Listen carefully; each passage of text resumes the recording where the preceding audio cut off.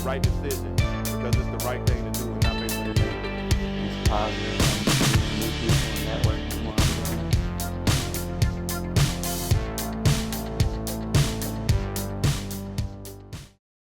In corrections, we say that reentry is our business.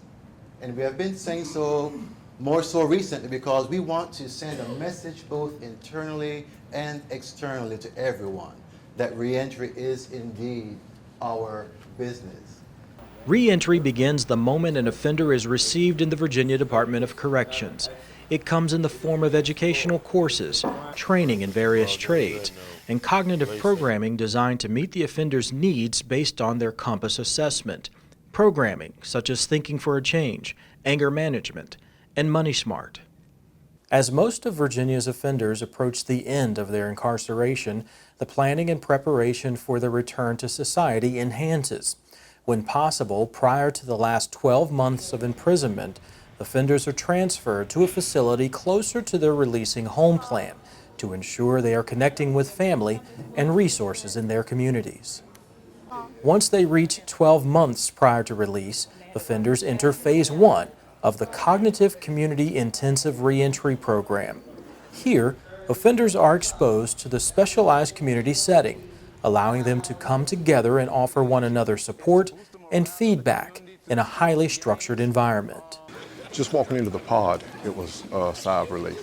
It was just a breath of fresh air to be around other inmates that are going home in a timely manner versus, you know, getting ready to transition out and being around a lot of guys that aren't going home. You know, that's a stressful situation. So it lets you relax a little bit and lets you be able to learn and pick up the things that you need to get. Help me with social skills and problem solving. Everything that I didn't have before or thought I had, I really have now. You know, so as they say, it's in my tool belt and I'm ready. Each member of the community has an assigned job. This is called the structure board. We have service crew, it keeps the wing cleaned. We have the education crew that does the word of the day at AMD and PMD. We also have inspiration crew. They have the thought of the day, and they also do the birthday cards and release cards. Every position on that structure board is a position that you're gonna have to wear that hat on the street. You have a creative energy position. This is a position that you're gonna have to do when you go home because somebody in your family is gonna need you to make them laugh. You got a inspiration. That's a position. Somebody in your family is gonna need you to inspire them that particular day. It makes you, I don't know if it so much shows you, but makes you re-aware of the fact that there's structure in the community. And, you know, that's something that we all have to live with. The structure board also ensures that morning meeting, AMD, and afternoon meeting, PMD, operate in a smooth manner. Morning meeting is designed to get us going. You know, it's that energy, it's that cup of coffee you guys like. For us, it's morning AMD. And we come in and we just share positive. Everything is positive. And then at PMD, it's the exact same thing. You open with closing AMD and you close with positivity on the PMD. Beautiful. At the end of group, everybody should feel happy. Nobody should feel disrespected. Leaders within the community are called elders. These individuals are tasked with maintaining order and structure. They also facilitate groups and provide motivation and coaching. The decisions that they make as far as changing their life is based off of an example. And if there's an example in front of them that they can emulate, then that right there might be the push to get them to change their life, as opposed to you, a person just giving them information. I'm a recovering drug addict, and what I hope to bring to the community is to be able to help the ladies with their addiction before they go out the door. A lot of the ladies are looking forward to me facilitating a group for addiction. Many of the elders are serving long sentences, including life sentences. And while they may never return to society, they approach this role as a way to make a positive difference in the lives of those who are returning home. I wanted to give my time back. It was a way for me to give my time back, the time that I've done, what I've learned over the years, you know, as far as not feeling like I should have this or I need this, but okay, let me give, you know, let me be a help in that kind of way. While in Phase 1 of the Cognitive Community Program, offenders attend programming based on their personal assessment. Such programming may include resources for successful living, substance abuse group, preps, and thinking for a change. Thinking for a change is basically, it makes you stop and think about a situation that you're in. If you're in a bad situation and you don't think about the consequences of it, then you're just going to go off the deep end. In Phase 2, the primary goal of the community is to change the negative patterns of thinking, feeling, and behaving that predispose crime, drug use, and other antisocial behaviors. Various cognitive interventions are deployed to help guide the offender through the change process. Such tools are thinking reports, essays, and awareness. More programming occurs, such as Ready to Work, process groups, Thinking for a Change booster sessions, and victim impact group. Which the process groups is extremely important, especially for guys like myself that haven't been home in such a while, where the psychologists come in and they sit us down. We actually get to talk about some of the things that we didn't have the opportunity to do before we come to reentry. Well, they actually want to know about us and they teach us different things. The core of the cognitive community modality is that the offender community itself is the agent of change, and it provides the laboratory for offenders to practice new cognitive behavioral patterns in a supportive environment. Working to enhance those supportive environments are trained cognitive counselors who facilitate the group sessions and support the pod elders. We want them to be better than when they came in. We want to make sure that they have the skills and the tools, education, trades, and all these different things, job skills as well, and family support also that can help them be successful when they go back out there. In the cognitive community, I'm able to meet with them and just see exactly what their needs are. And we're able to talk on a more one-on-one basis. It has such a family aspect. The value of it is just seeing the guys doing well, seeing them doing the things that they're supposed to do, being right for their families as well as their friends. The community is very valuable. The community is also enhanced by treatment officers. These are specialized members of the security personnel with the added responsibilities of facilitating programs, offering encouragement, and providing feedback and a listening ear. Many of these ladies have not heard, "You're doing well," just "You're doing good," or "You look nice today," or "What you said was very inspirational to me." Just giving them that positive feedback, it goes a long way. It goes a long way. And just think about it. They will pass us in the grocery store, they'll pass us in the malls, and some of them will be picking our children up for school. So I take this role as being very important. I want the ladies to see something in me. I want to give them tools to carry out in society in order for them to have a productive life. If you stop and look at the big picture and know that one day everything in here is for our benefit, to help us out when we leave our time at Fluvanna or incarcerated at all, it's all to help us, not to harm us. I feel like if you get out and you don't have to be successful like as far as having a lot of money and all this kind of stuff, but if you get out of prison and you don't create any more victims, you taking care of your family and you're present in your community, I consider that successful. Commencement exercises occur twice yearly in the cognitive community programs. This is a time for the returning citizens to be recognized for their growth and accomplishments. This is your opportunity. This is your journey. Your journey is not complete. You got a lot of value. You got a lot of value. You are going to be a returning citizen. You need to reflect on what made you successful to get to this point, to sit in this chair, to wear this cap and gown, for your families to come in and witness you. You got a story to tell. These are only 4. Make a memorable story, okay? And good luck to you. Thank you. Each cognitive community is associated with an offender workforce development specialist.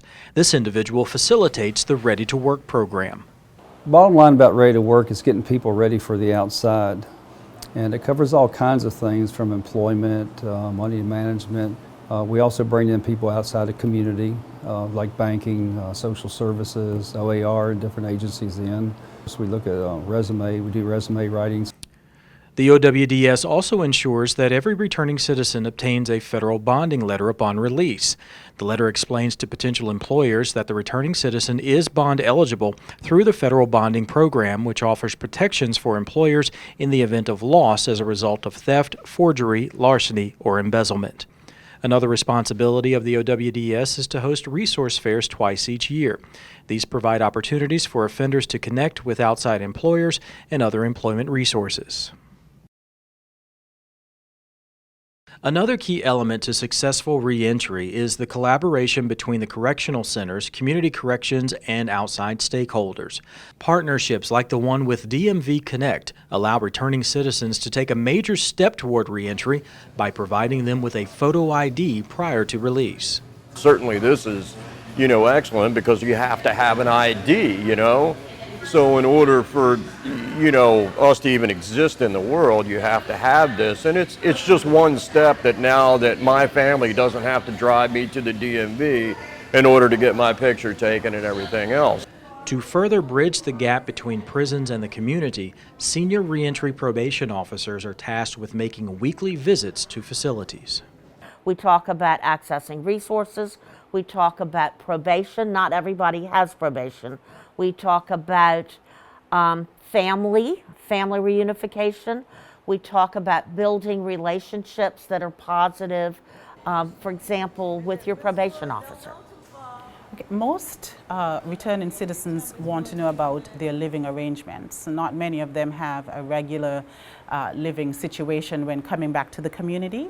So they want to know about an alternate living situation. The senior POs regularly present seminars. One appropriately titled Making It on Supervision is designed to help returning citizens whose release comes with a condition of probation or parole. It is explained to them during my seminar that they have control over how their supervision will go for them based upon their choices and their actions, and the hope that they are gaining a good perspective while they're in the cognitive communities, so that when they do come out, they are weighing their choices and making better choices than they would have had they not been able to be a part of that program. Another, titled Making It in the Community, is for those who return to society without probation or parole. Both seminars provide valuable information on how to avoid the potential pitfalls that lead to recidivism. People want to know about resources. People really want to do well in the community, especially getting a touch of what the cognitive community is and all the programs that DOC offers. They want to know how they can use those tools when they go back to the community. In addition to the seminars, these senior reentry POs meet one-on-one or in small groups with offenders to offer relevant guidance and support for a successful return to society. In their respective districts, these senior reentry POs host family reunification events to ensure that family members of returning citizens are supported and prepared for the return of their loved one. So we'll have a dialogue circle where the family members are interspersed with the professional guests, and we'll start out with a check-in or an introduction, and from there we have some pre-planned questions to help the family get comfortable, and eventually the family and the professional guests begin to talk together about barriers, about hope, about addiction, about housing, employment, all kinds of issues having to do with the community. Sometimes a returning citizen come home and they don't have the confidence. And so once the family member know of the resources that's available in the community, they can encourage their loved ones where to go for the resources that they need. I always say we cannot do this without the family. We cannot do this without community partners. So we all have to work together for the common goal of a successful re-entry back into the community. Once returning citizens leave the facilities, probation and parole officers are there to provide support in the community, ensuring that the lessons learned while incarcerated are utilized in society. Trained in the EPICS model, officers combine a degree of monitoring, referrals, and face-to-face interactions to develop a working relationship with returning citizens under supervision. Reentry Councils hold regular meetings, continuously looking for ways to enhance community resources and develop new and lasting partnerships to offer returning citizens a better chance at a successful reentry. How do you motivate yourself to get work done after trying many times and failing over and over again? Programming opportunities also continue, such as the Thinking for a Change peer support group.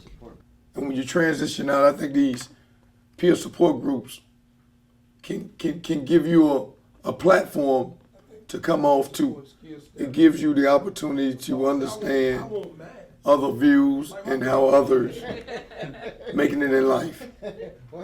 And I enjoy doing it because it betters my lifestyle. If they make those positive choices to get connected to the resources that are in the community and really use those things for what they're meant to be there for, then they would have a much better experience on supervised probation, and hopefully that would result in a successful transition in the community and off of supervision, where all of this becomes a part of their past. Education, programming, planning for a successful return, support in the community. Our success in these areas is why Virginia can boast having the lowest recidivism rate in the country at 22.4%, proving that reentry is in fact our business at the Virginia Department of Corrections.